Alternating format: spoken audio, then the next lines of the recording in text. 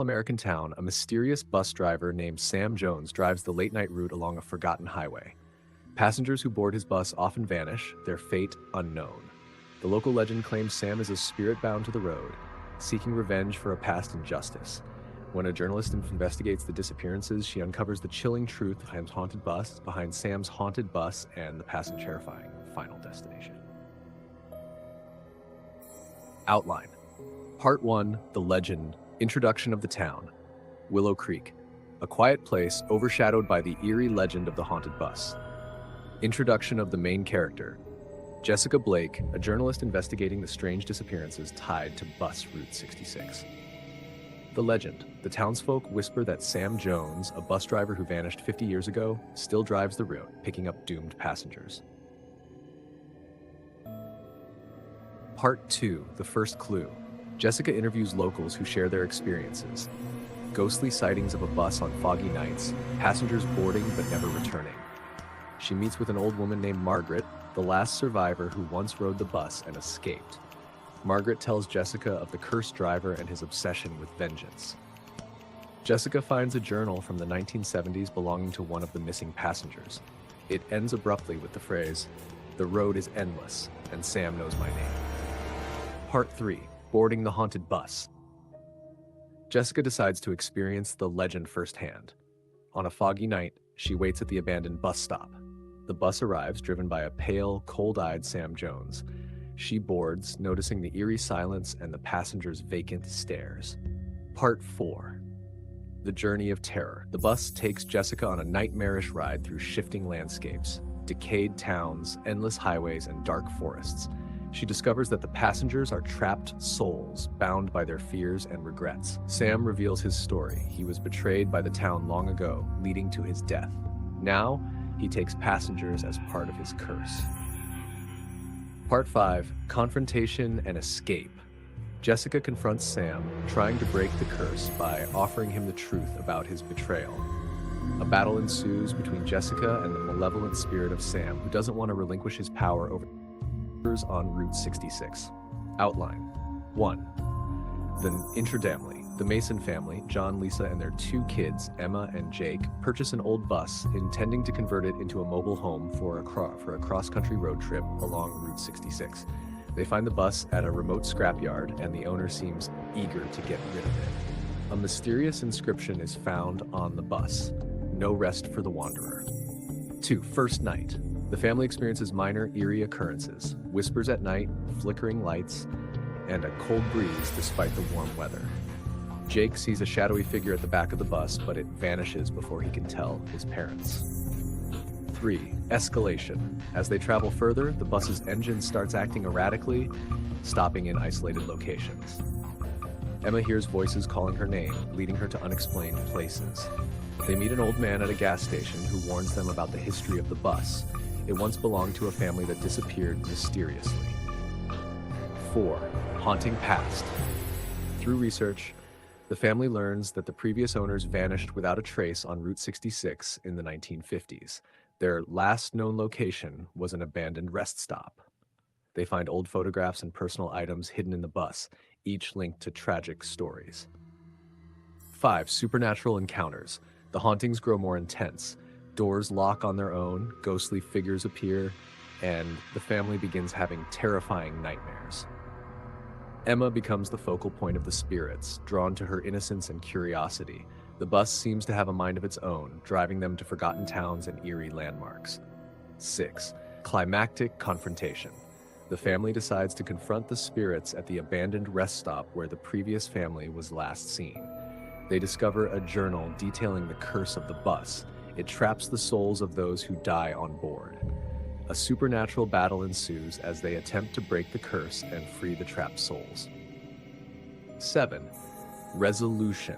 With a ritual combining elements of the journal and the family's unity, they manage to banish the spirits and lift the curse. The bus burns down in a final act of liberation, and the family narrowly escapes. They return home, forever changed by their experience. But Sid remained silent, his eyes fixed on the road ahead. Suddenly, the temperature inside the bus dropped. Jason could see his breath fogging up in front of him. The windows began to frost over, and a chilling presence filled the air. Out of the corner of his eye, Jason saw movement. Shadows flickered across the seats, and for a brief moment, he thought he saw children. Pale, ghostly figures staring at him with hollow eyes. He blinked, and they were gone. Chapter 5. The Bridge. Jason's heart raced as the bus approached a decrepit bridge, the very one where Samuel Grady had met his fate. The wooden planks creaked under the weight of the bus, and the river below glistened like liquid darkness. As they crossed, the man in the suit finally spoke.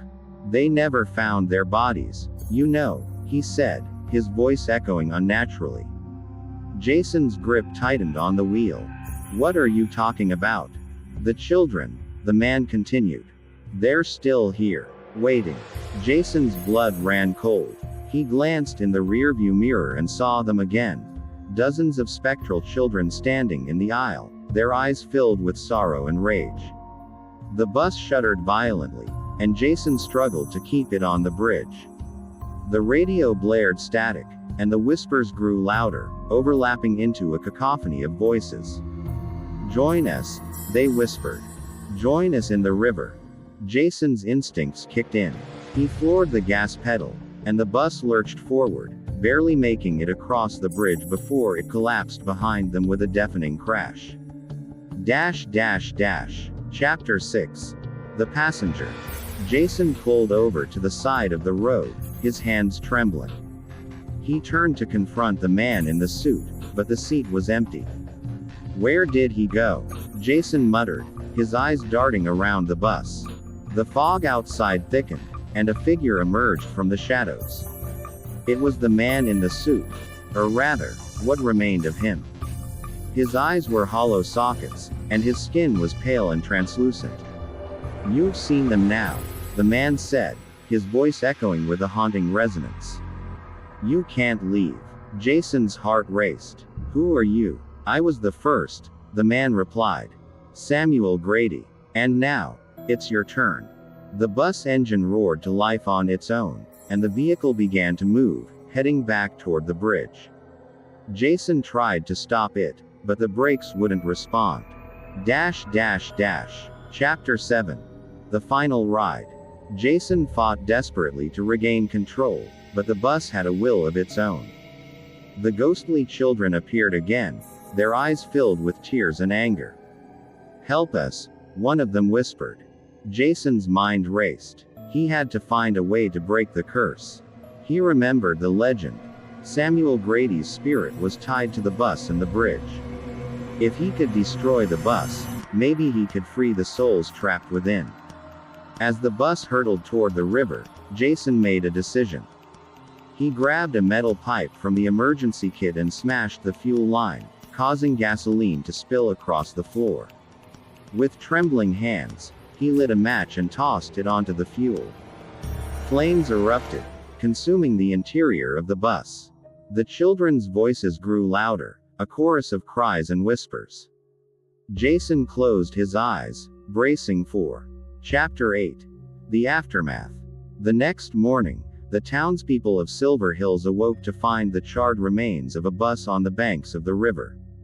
There were no bodies, no survivors, only the wreckage and the lingering scent of smoke. Jason Myers and his bus had vanished, becoming another chapter in the legend of Route 66B. Some say he succeeded in freeing the souls of the children.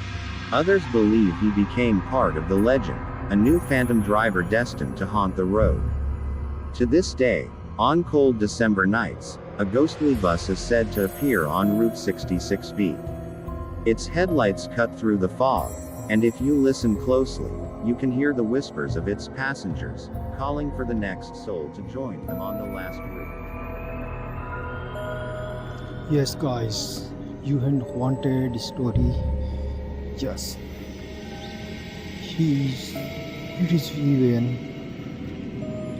Hello, and if you want tell spoken, forget the party. Yes. We round you 15 for the best stories. Yes. Haunted bus stand, Guys, you night 125 and because you ready then for tell me about this story. Seriously, are you shan't creep you out? Especially over train. Yes, guys, bus stand in your driver. Wow, drink. Yes. Hello accident guys. Haunted. Bless you.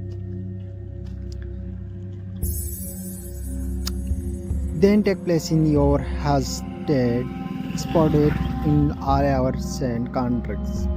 US and United States in your mic. You can visit your 100 plus and explain the promenade yourself. Don't. Yes, guys. You ride in Brazil. Get ready to can scratch story. Have then for after drunk for ready. Dramatically with dim lightly then some erasely music in the background. Your horror story.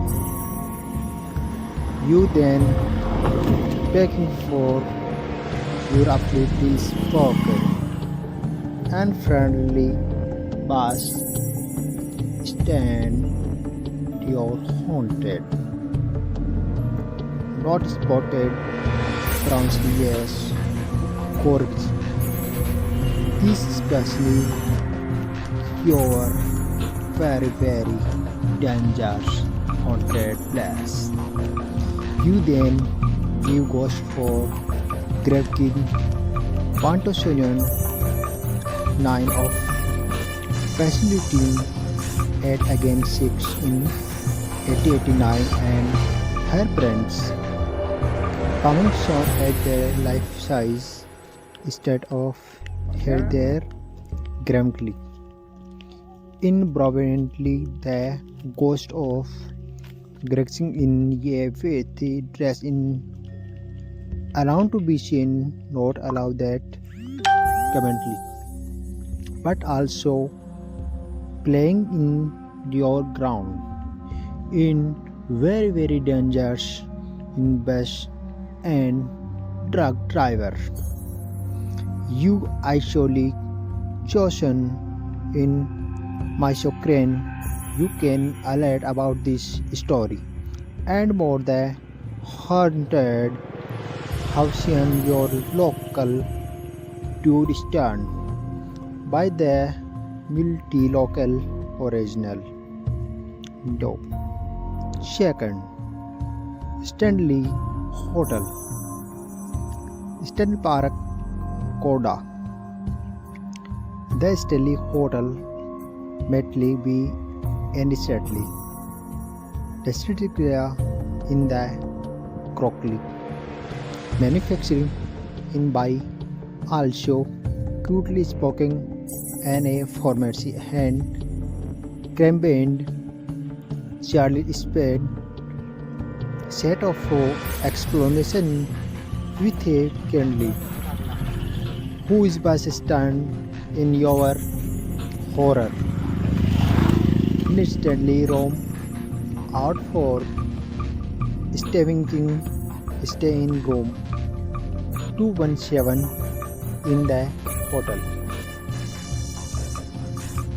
You currently in horror Lowell the singing and other ghost decide to Roman. The hotel will spiritly night tours of the currently.